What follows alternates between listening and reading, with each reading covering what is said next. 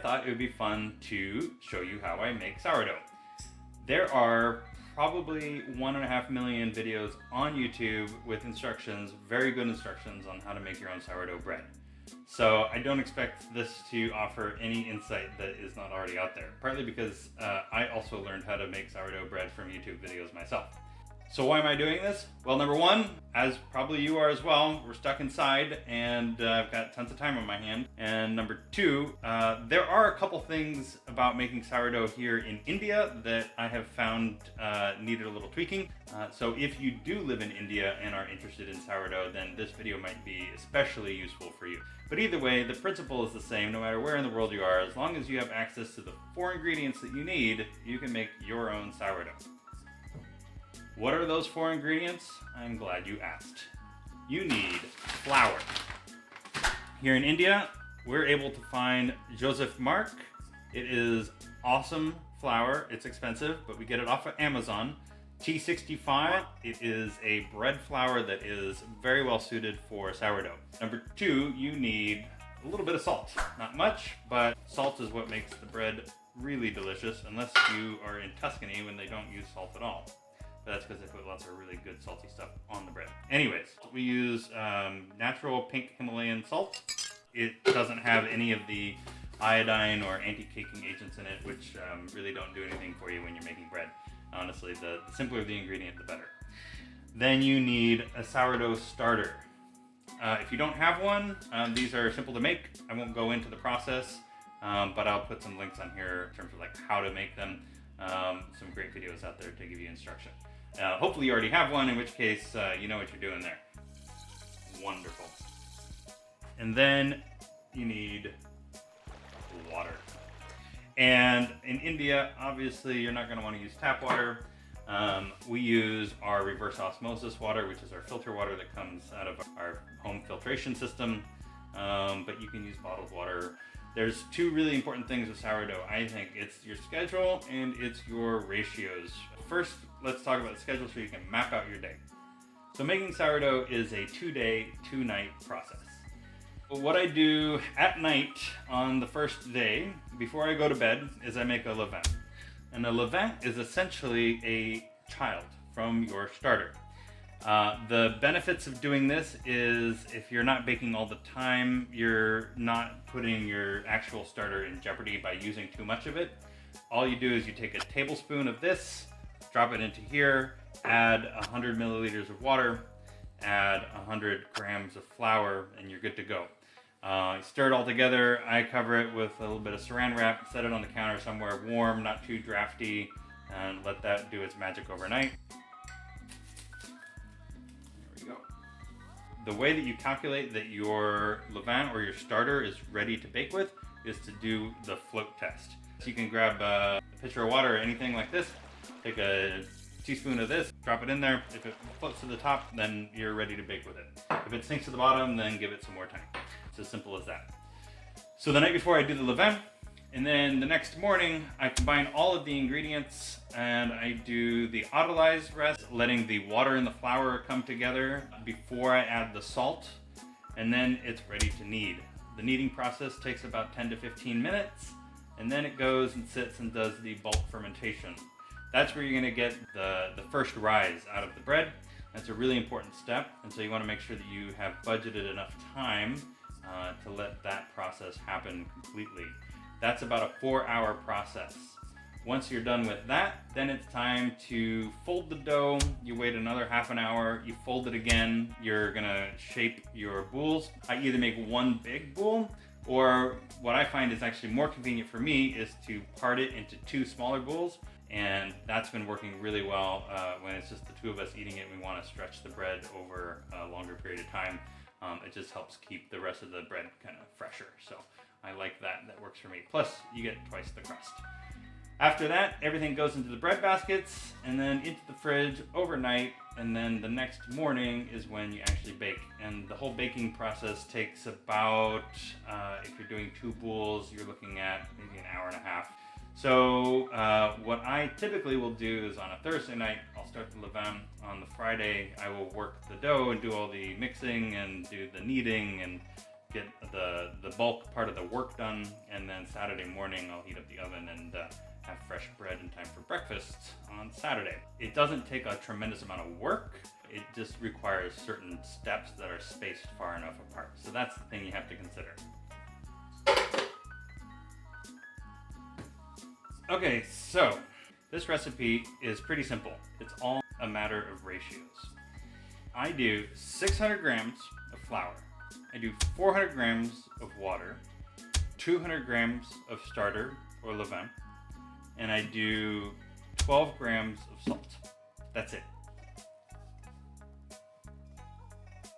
All right, 600 grams. Now, 400 grams of water. So I'm gonna make a well.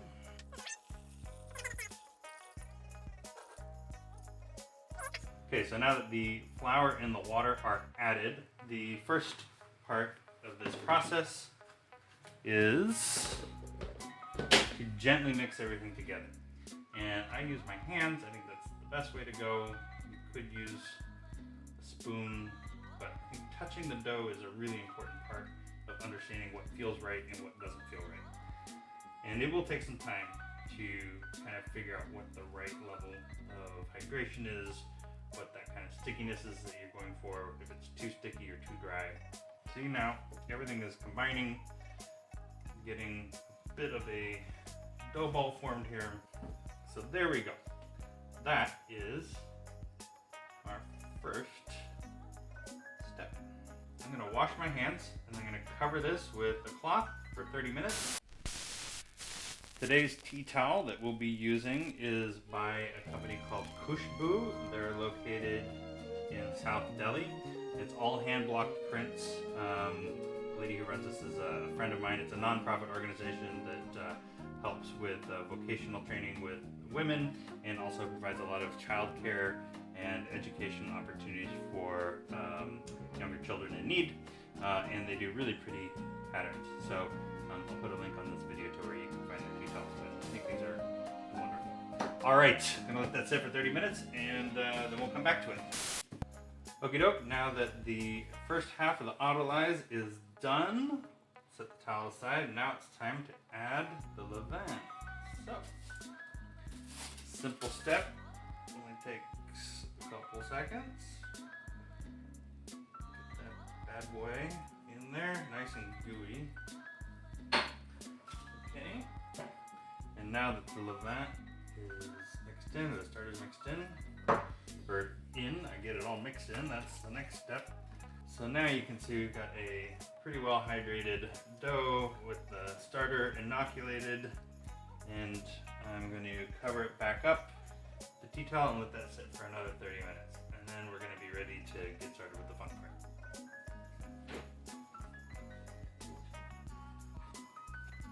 Okay, now for the fun part, the kneading. So now it's time to add the salt, and then we're going to knead. So the salt again for this recipe is 12 grams.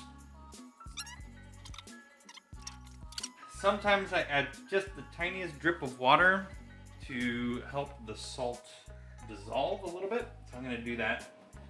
It's not that the bread needs any moisture. You can see it's already got a pretty good moisture content, but it does just help the salt integrate just a little bit. So when I say a tiny drip, I mean a tiny drip. So I'm just going to do, that's enough. Okay. So, first things first, I'm going to get the salt integrated. So now comes the kneading. This step for kneading, it's a little technical, but it's a lot of fun and it's not too hard once you get the hang of it. So the first thing is you're going to want to make sure you've got a well-floured bench.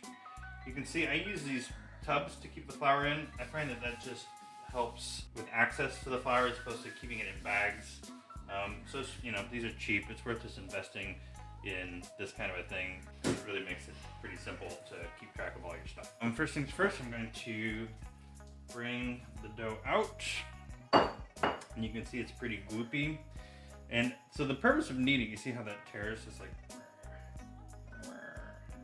So what kneading does is it works the flour and it develops these strong gluten bonds, which is essentially the skeleton of your bread. So when you've got good gluten development, you've got a good skeleton structure so that when it expands in the oven and it rises, it holds together and it allows it to fully expand and create those air pockets. And so to do that, what you have to do is you got to work the dough by gently stretching it in the process. So it's always a little tricky to get it started, but once it starts to take on some structure, you'll feel it, and it'll go. So the way that I need is you pick it up from here, you bring it down, you stretch, and you pull, and you fold over this way. And as it holds a little bit more, as it stretches a little bit more, you'll be able to give it a little bit of stretch and let it go there. Okay, so again, the kneading is very simple. You grab it this way, you slam it down, and you fold it over, okay? As you can see, I just pull, stretch, and fold. The other thing is the handling. So you can tell you're gonna get your hands messy. That's part of the fun. But if you end up with a really sticky dough, like when you let it sit, get your hands on it, it gets really tough to handle. It's all about the light touch. So you want to use the tips of your fingers. You want to just get right underneath. And you're just kind of holding onto it gently, like a hook. And you're letting the weight of the dough itself do most of the work. And once you get it going, you'll see you end up with some of the dough sticking on the counter. What I do is I just knead onto that, and as you go, it'll start reintegrating and picking up what's left behind. And same thing with your fingers. Once you get going in a rhythm, you'll find that the dough wants to stay together. And especially as the gluten develops, it becomes more of a cohesive unit as opposed to a shaggy mess. So this process, you're going to do it for about 10 minutes, and you will start to see a transformation in the quality of your dough. You'll feel it have a little more stretch to it when you do this. You'll feel that when you pick it up, it picks up more as a whole unit. And you'll find that the stretch becomes a little firm. So now you can even see it. It's really starting to hold together more. You'll see these really nice stretch marks develop here. You know, this is showing you that the flour is holding together more and more. This is great.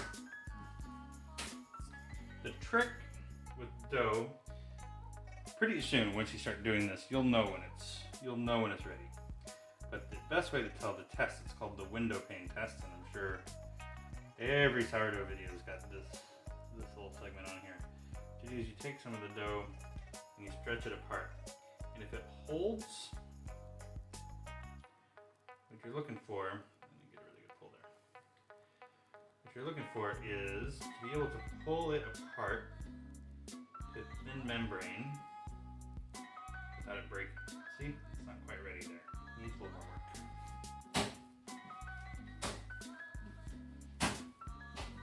Okay.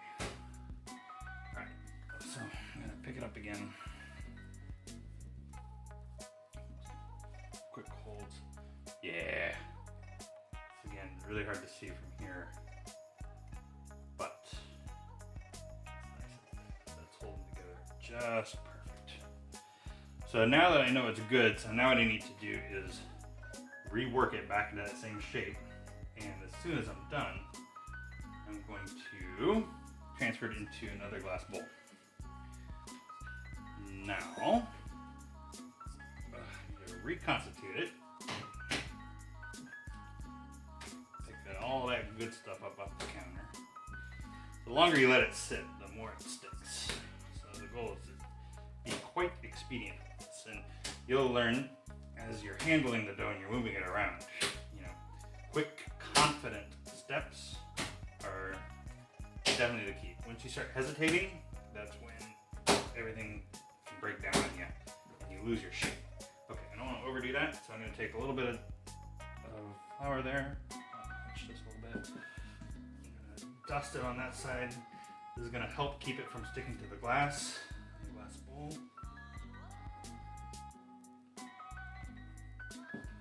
Okay, and maybe I'll put a little more on the bench.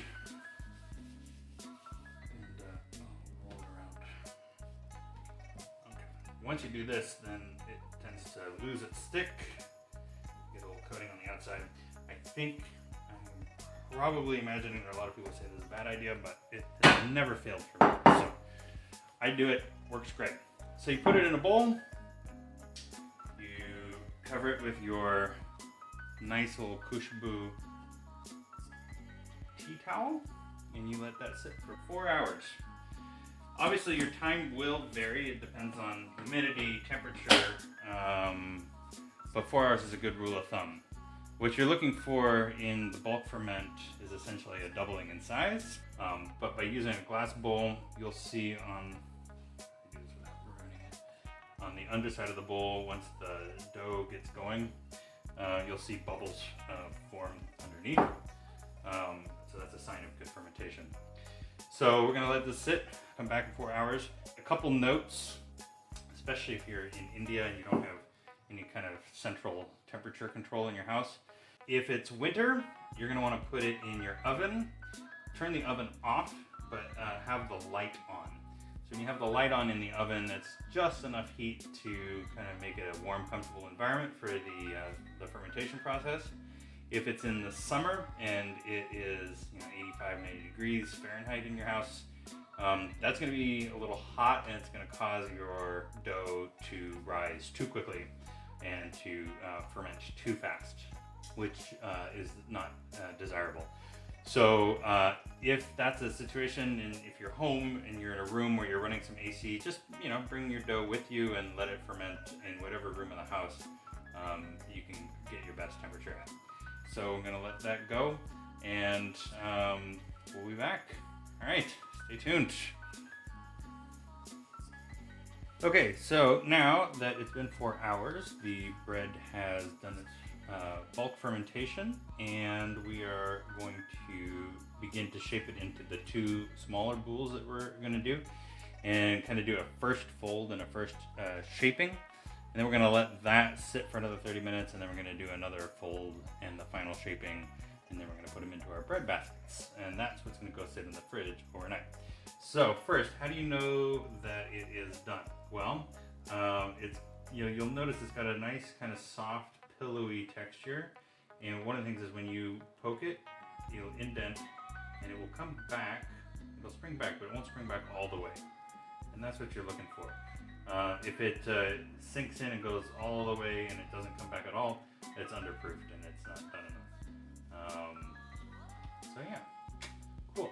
All right, so what I do sometimes is I get my hands wet. That makes it a little bit easier to get the dough out of here. And then I flour down the bench. So let me go sprinkle some water on my hands, and I will be right back. Actually, I should have floured the bench first. First, you flour the bench, then you get your hands wet. All right. So it's gonna. Ooh, that's way too much. Way too much. By the way, this is a bench scraper. I'll be using this tool now. It's a nice stainless steel one.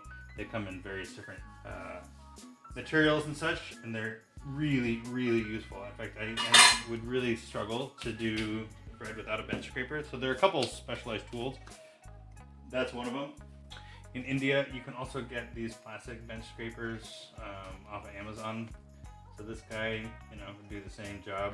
It just really lets you get in there and break that seal between the dough and the bench that you're working on. So these guys are fine as well. They're, I don't know, probably 70 rupees, maybe tops.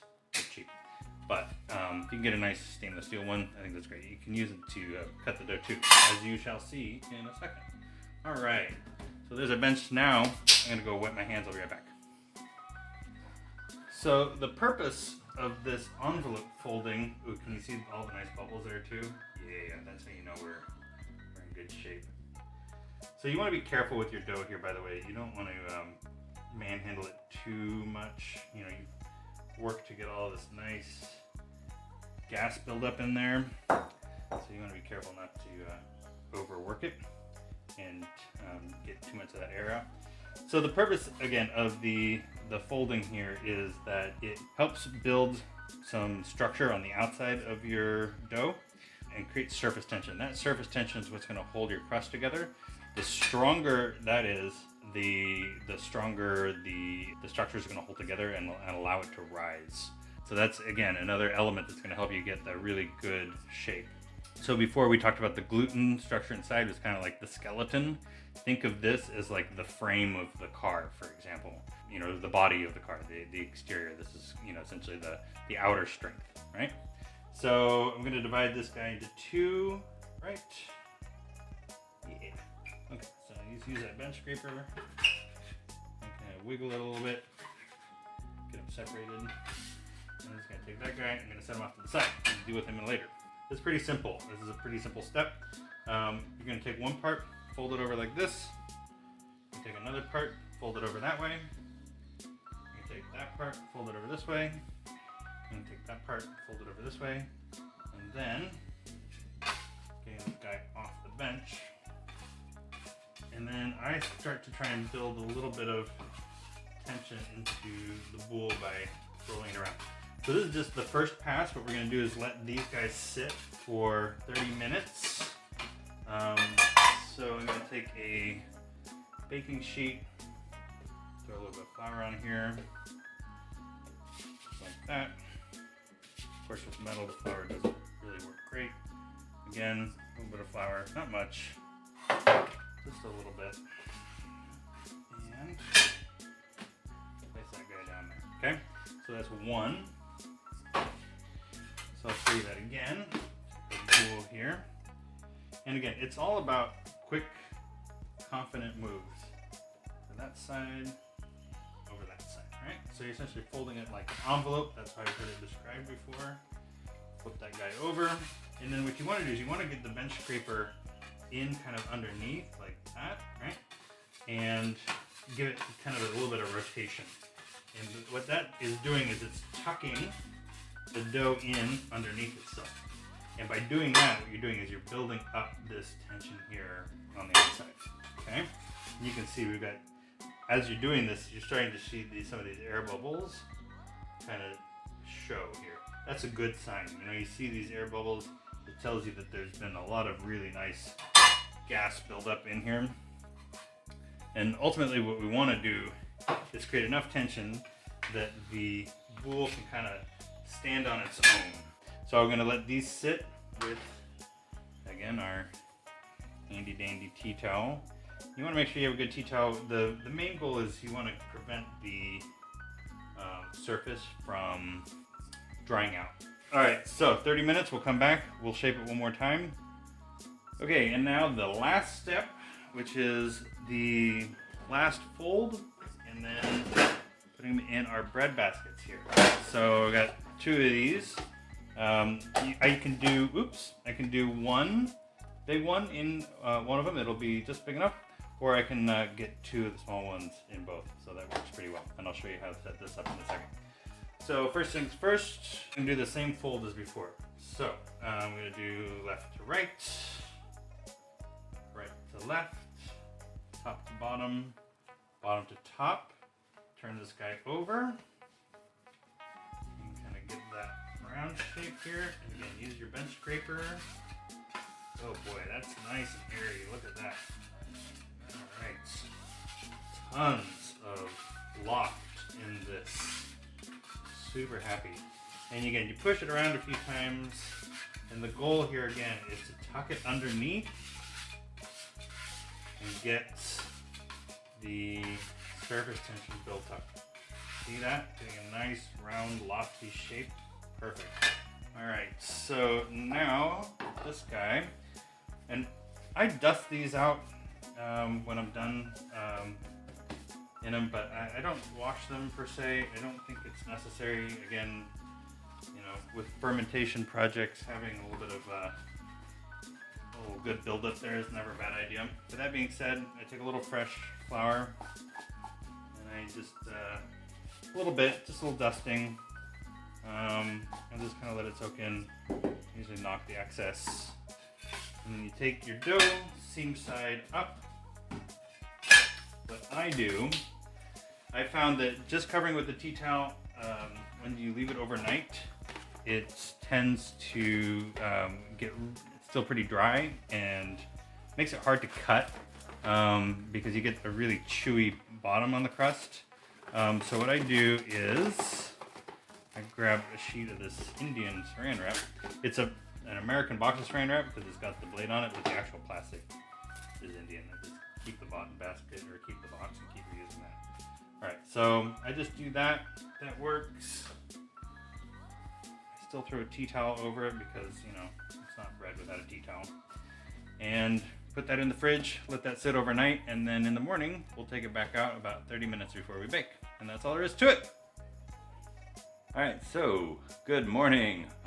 We have successfully made our boules, put them in the fridge last night, and now we're ready to bake. So this is the exciting part. So the first thing you're gonna wanna do is get your oven cranked up to hot, and if you live in not America, that means 220 degrees centigrade. And you're gonna wanna put your Dutch oven in there and get that all preheated, nice and toasty warm. Do check your Dutch oven. Some manufacturers advise against heating them up empty. We use a Le Creuset and that's fine. We don't seem to have any problems, but just sort of a caveat there. So you're gonna wanna get your oven turned on, the Dutch oven in there, and let that heat up for about 30 minutes. 30 minutes is also the amount of time you're gonna want to let your dough rest on the counter and come out of the fridge and sort of heat up or warm up a little bit to room temperature before you just put it straight in the oven. And it's also a good time to do the prep work you're gonna need for your dough in order to bake it. So a couple of things you're gonna want. Number one, a spray bottle. You're just gonna put water in this, and I'll show you what this is for in a bit. Parchment paper. This is super handy. You don't strictly need it, but when it comes to putting the dough in and lifting it out, I find that this really helps. We've got a lame. So this is essentially a razor blade stuck to a chopstick. Super fancy. You can buy actual ones on Amazon, but in India, this is kind of what we use. Plus it's cheap, plus this works very well.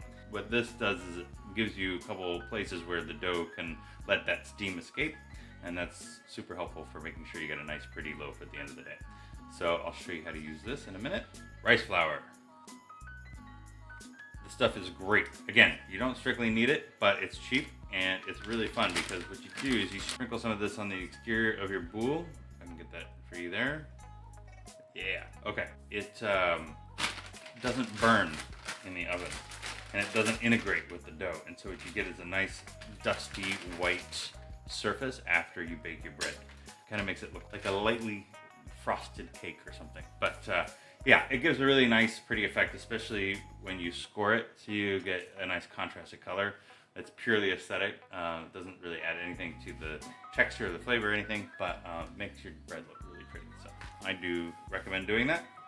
And again, you can see you know you're fermented when you can press it down and it comes back, but it just still leaves a little bit of an indentation there. And we are good to go. So first things first, I'm going to take some of the parchment paper over. Okay, so we get the parchment paper out. We're going to turn over our boule. So this is just a quick flip over. There we go. Look at that guy. Nice shape. Perfect. You want to dust it with the rice flour.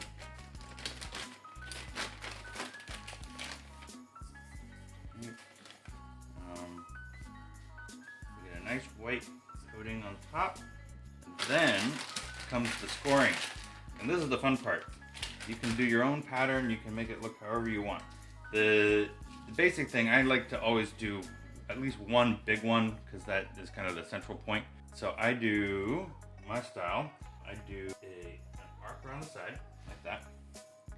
And again, you just want to get it dug in and pull and just be kind of smooth and confident. And then I do a kind of a leaf pattern on the other side, which you see a lot online. So, and just do these diagonal hashes. So, oops, there you go. Kind of like shark fins. Just like that, okay? So now this bread is ready to go in. So let me set it aside and pull the Le Creuset out.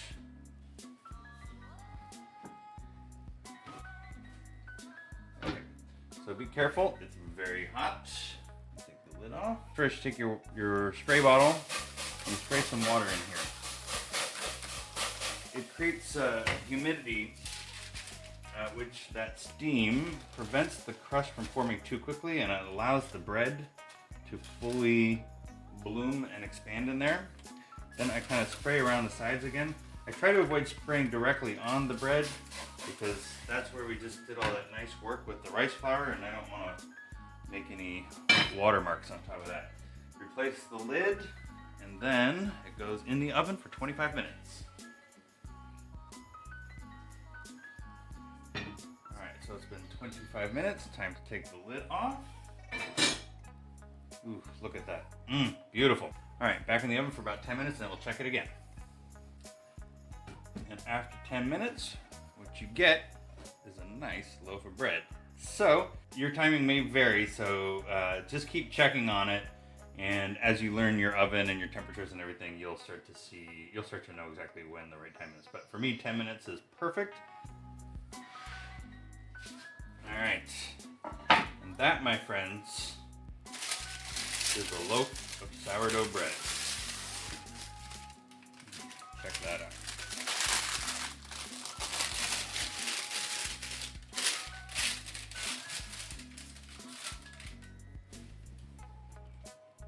Alright, look at that bad boy. Get this nice little dinosaur ridge on here. Sometimes, and I should have done it this time too, I'll put a little strip of tinfoil. If this bursts too much and it rises up, then it gets a little too close to the heating element in our oven. A little strip of tinfoil over the top prevents it from caramelizing quite so badly like that. Not a bad thing, it's mostly just aesthetic. And then here's the bottom. The best way to test that you had good rise, besides just looking at it and seeing that it did, is to give it the thump test. If you do that, you should hear a nice kind of a hollow thud sound. That tells you that you've got some good air structure inside. So here is our first boule. And you can see these are kind of the leaf patterns on the side. I probably could have done a better job, but you know, I'm not complaining. All right, so now the first thing you do immediately is you grab a knife and you cut right into it. Nope, false. You have to let this cool. As agonizing as it is, you've got to let this sit and cool down. The crumb inside will continue to set. Also, it is piping hot, so it wouldn't be much fun to eat anyways. But definitely, this is going to be a good tasting loaf when we're done. All right, I'll try and get some beauty shots later, but just to give you an idea. All right, so now we're going to put the second loaf in. I'm going to do that off camera, and I'll show you the results when we're all finished. All right, cheers. Yay! I'm excited. This looks great. Look at that. Oh my gosh. So delicious.